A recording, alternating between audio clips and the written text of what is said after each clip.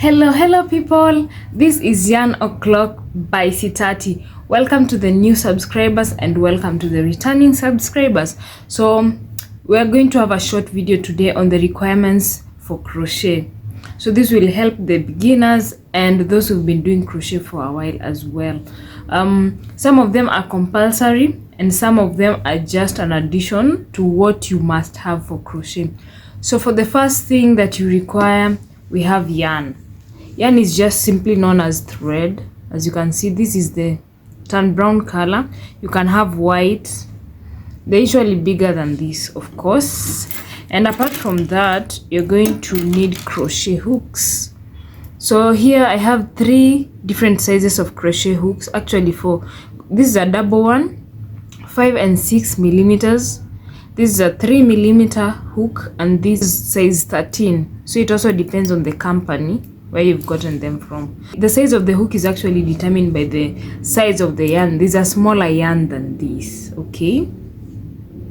So that is the second one. And the third one is a pair of scissors. If you cannot access a pair of scissors, you can always use a razor blade. It will just work the same way to cut your yarn after you are done. You can also use a darning needle. It's not compulsory, but it can help you in case you have some thread coming off after you've yarned your product. You can just use it to get it back. And finally, we have a tape measure. So with this, you can be able to estimate your measurements or the size of your products. For example, if it's a sole, shoes, slippers, scarves, or any garment or whatever product that you have. Sometimes you can count the stitches, but I find this to be very useful and more favorable.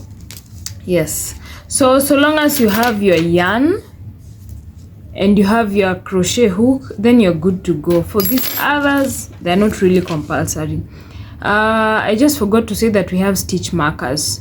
So this is very important, especially for those who are beginning to crochet, so that you can be able to know when you're moving to the next row of stitches. If you don't have this, you can just use a different color of yarn. For example, if you're using white, then you'd use this to tie the ends as a stitch marker. I'll show you that in some other video later on. So in the meantime, keep subscribing so that you may be able to move with us. Adios.